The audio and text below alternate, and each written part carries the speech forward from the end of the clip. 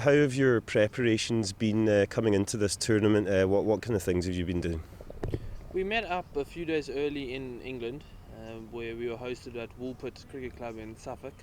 One of our players, Andy Northcote, he currently resides in Suffolk. They hosted us. We played two warm-up games, which we won. We executed our skills and we trained and played according to the plans and the high standards that we set ourselves. That's pretty much all the preparation we had leading into this tournament. You've won this competition before. Do you think that's something that helps your side in this? I think yes, it does, but it's still always going to be a tough tournament. With 2020 cricket, it can be a matter of overs or balls that can change a game. I think we have the pressure. We had the pressure coming into this tournament to win it again, but we have to take every ball and every game as it comes. You've recently beaten UAE, who obviously played in the World Cup. Does a victory like that let your team know that you're capable of competing with the best and that you can win this competition? I think once we've got to those tournaments, to the World Qualifiers in Dubai and Abu Dhabi, we've always exceeded our expectations and our current ranking. And obviously beating a side like the UAE, which obviously went to the T20 World Cup, obviously made us realise that we are good enough to play in that level. But like I said earlier, T20 is really just a matter of whoever performs better on the day. So like I say, it's just a tough tournament, this one.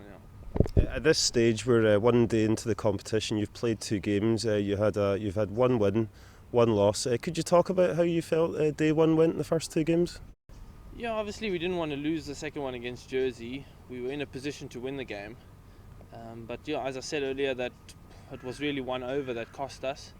But if we look back and we look at our performance, we probably weren't the better side on the day. And we actually did really well to bring ourselves back into that game against Jersey. The first game against France, I think we batted really well. A few errors with the ball and in the field in the morning. But it was good, obviously, to start with a win.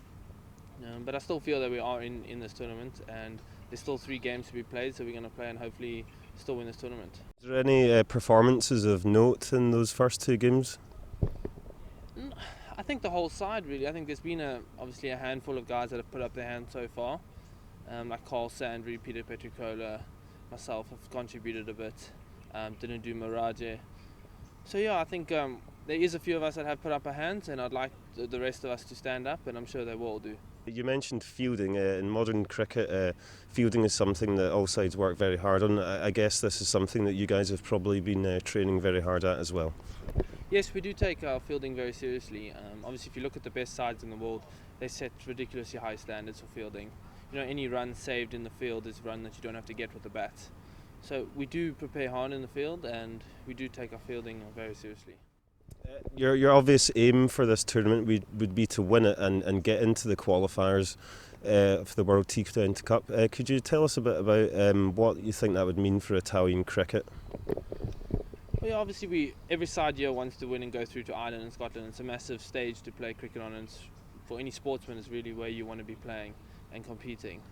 For Italian cricket, it helps getting the game out there. As far as I know, that there are a few games televised, and obviously to be able to play in a game like that would obviously help the exposure of cricket in Italy.